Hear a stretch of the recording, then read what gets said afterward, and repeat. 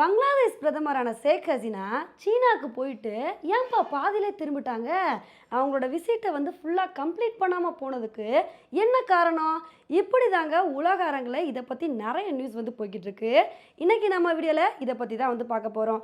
நம்ம எல்லாத்துக்குமே தெரியும், பங்களாதேஷை பொறுத்த வரைக்கும் நம்மளோட அண்டை நாடாக இருக்கிறனால இந்தியா சைனா ரெண்டு நாடுகள் கூடயுமே ஒரு நியூட்ரலான ரிலேஷன்ஷிப்பை தாங்க மெயின்டைன் பண்ணுவாங்க. இப்படி இருக்கும்போது தான் பங்களாதேஷ் பிரதமரான ஷேக் ஹசீனா சீனாவுக்கு 4 நாள் பயணமாக போயிருக்காங்க. அங்கே போய் சீன அதிபர் ஜி ஜின்பிங்கை மீட் பண்ணியிருக்காங்க. நிறைய விஷயங்கள் டிஸ்கஸ் பண்ணியிருக்காங்க. எக்கச்சக்கமான அக்ரிமெண்ட்ஸை கூட சைன் பண்ணியிருக்காங்க. ஆனால் இது மாதிரி ஸ்மூத்தாக தான் அவங்களோட பயணம் போயிட்டு இருந்திருக்கு. திடுதுப்புன்னு அந்த 4 டேஸ் கம்ப்ளீட் ஆகிறதுக்கு முன்னாடி ஒரு நாள் மிச்சம் இருக்கும்போது 3வது நாளே ஷேக் ஹசீனா பங்களாதேஷ்க்கு திரும்ப வந்துட்டாங்க. இந்த ஒரு விஷயந்தான் உலக அரசியலில் மிகப்பெரிய பரபரப்பை ஏற்படுத்திருச்சு.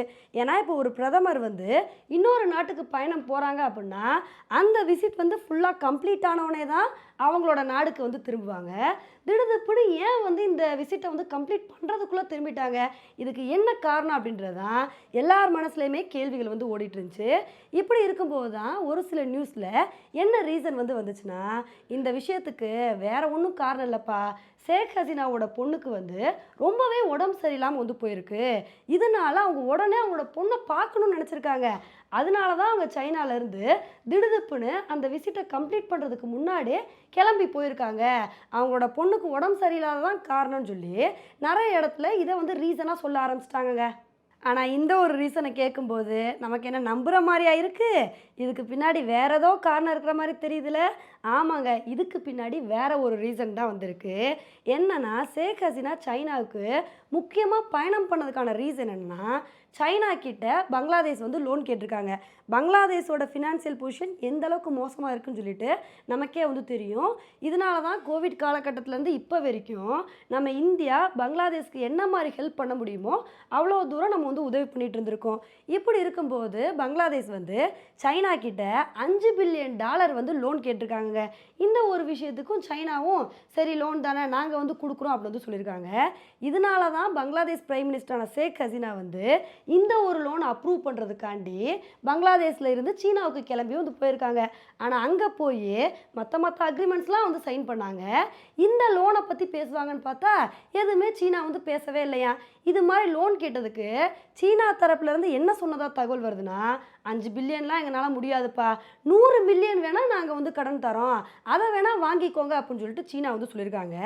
இதை கேட்டவுடனே பங்களாதேஷ் பிரைம் மினிஸ்டரான ஷேக் ஹசீனா ரொம்பவே அப்செட் ஆகிட்டாங்களாங்க. அதனால தான் அவங்க சைனாவில் இருக்க விருப்பம் இல்லாமல் இந்த மாதிரி உடனடியாக பங்களாதேஷ்க்கு கிளம்பி வந்திருக்காங்களாம். இப்போ இந்த ஒரு விஷயத்துக்கு தான் நிறைய பேர் சீனாவை விமர்சனம் பண்ணிட்டு வந்துட்டு இருக்காங்க. இது தப்பு இல்லையா? பங்களாதேஷை நம்ப வச்சு கழுத்து இருக்கிறீங்களே, நீங்கள் லோன் கொடுக்குறேன்னு தானே சொல்லியிருந்தீங்க, அப்புறம் எதுக்கு நீங்கள் லோன் கொடுக்காம இவங்களை பாதியிலே அனுப்பி வச்சுட்டீங்க? இது தவறு இல்லையான்னு சொல்லி இது மாதிரி சீனாவை நிறைய பேர் விமர்சனம் பண்ணிட்டு வந்துட்டு இருக்காங்க. இப்போ இந்த ஒரு விஷயத்தை கேட்டவுடனே உங்கள் எல்லார் மனசுலேயும் ஒரு கேள்வி வரும். ஏன் சைனா லோன் கொடுக்குறேன்னு சொல்லிட்டு பங்களாதேஷ்க்கு லோனை ரிஜெக்ட் பண்ணிட்டாங்க? இதுக்கான காரணம் என்ன அப்படின்னு தானே யோசிக்கிறீங்க. இதுக்கான காரணம் என்ன? வேறு யார்? நம்ம இந்தியா தான். ஏன்னா பங்களாதேஷோட ஸ்ட்ராட்டஜி எப்போவும் எப்படி இருக்குன்னா, இந்தியா சைனா ரெண்டு நாடுகளையும் ஒரே மாதிரி தான் பார்ப்பாங்க. ரெண்டு நாடுகள்கிட்டையுமே ஒரு பேலன்ஸான ரிலேஷன்ஷிப்பை மெயின்டைன் பண்ணணும் அப்படின்னு தான் நினைப்பாங்க. ஆனால் இந்தியாவுக்கும் சைனாவுக்கும் பிரச்சனை வந்தவுடனே என்ன ஆயிடுச்சுன்னா, இந்தியா பங்களாதேஷோட ரிலேஷன்ஷிப் ரொம்பவே ஸ்ட்ராங் ஆயிடுச்சுங்க.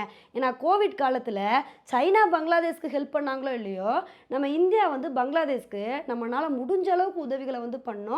என்னென்ன பங்களாதேஷ்க்கு சப்போர்ட் பண்ண முடியுமோ எல்லாத்தையுமே நம்ம பண்ணிட்டு தான் இருக்கோம். இதனால தான் இந்தியா பங்களாதேஷோட ரிலேஷன்ஷிப் சைனா பங்களாதேஷோட ரிலேஷன்ஷிப்பை விட ஸ்ட்ராங் ஆயிடுச்சு. இதனால தான் பங்களாதேஷோட பிரைம் மினிஸ்டர் ஷேக் ஹசீனா நம்ம பிரதமர் மோடி அவர்கள் 3வது முறையாக பதவி ஏற்றார் பார்த்தீங்களா, அந்த ஒரு ஃபங்க்ஷனில் கூட ஷேக் ஹசீனா கலந்துக்கிட்டாங்க. அடிக்கடி இந்தியாவுக்கு விசிட் வருவாங்க. இந்தியாவில் முக்கியமான பேச்சுவார்த்தைகள்லாம் நடத்துவாங்க. ஆனால் பங்களாதேஷை பொறுத்த வரைக்கும் சைனா கூட அந்த மாதிரி ஒரு ரிலேஷன்ஷிப்பை மெயின்டைன் பண்ணவே இல்லை.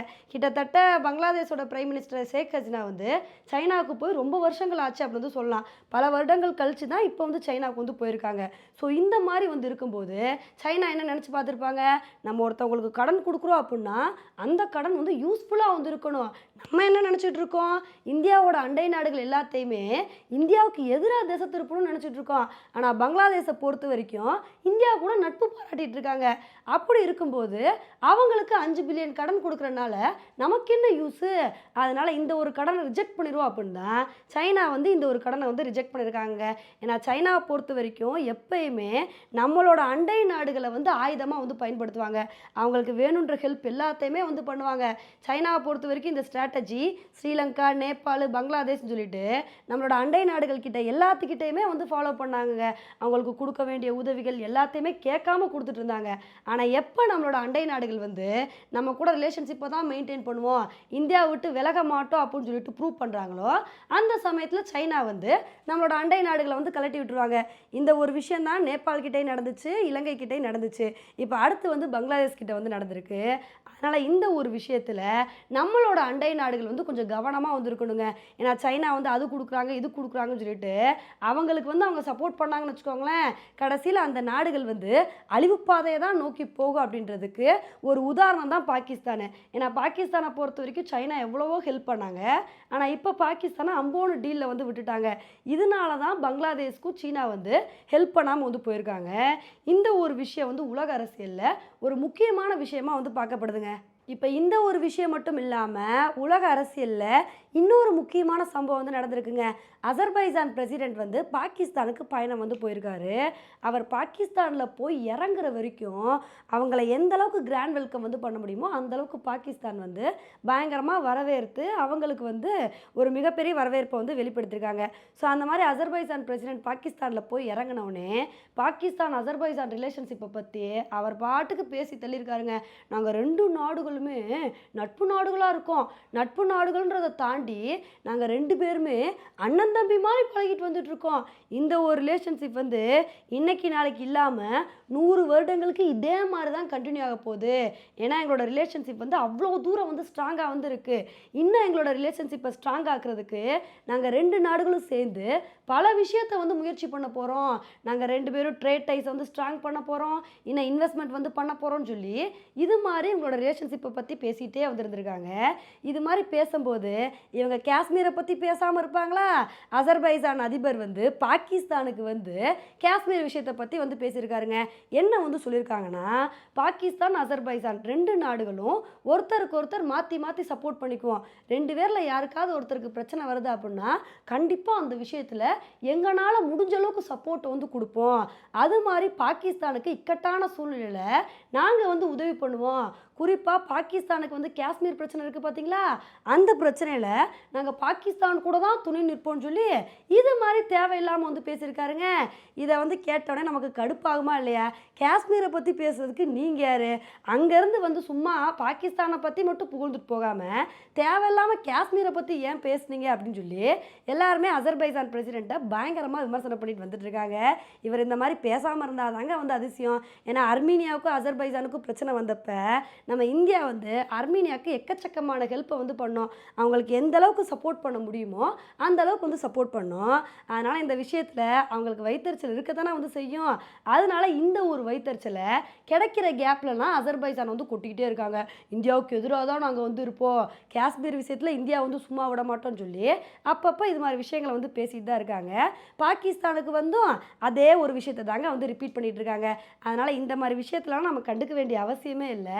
காஷ்மீர் விஷயத்தை பற்றி பேசி உலக அரங்கில் பெரிய ஆளாகணும் அப்படின்னு சொல்லிட்டு பாகிஸ்தானும் சரி துருக்கியும் சரி மாற்றி மாற்றி நிறைய விஷயங்களை பண்ணிட்டு வந்துட்டு இருக்காங்க.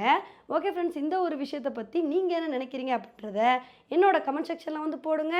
இதே மாதிரி இன்னொடையில் உங்களை வந்து மீட் பண்ணுறேன். Bye friends.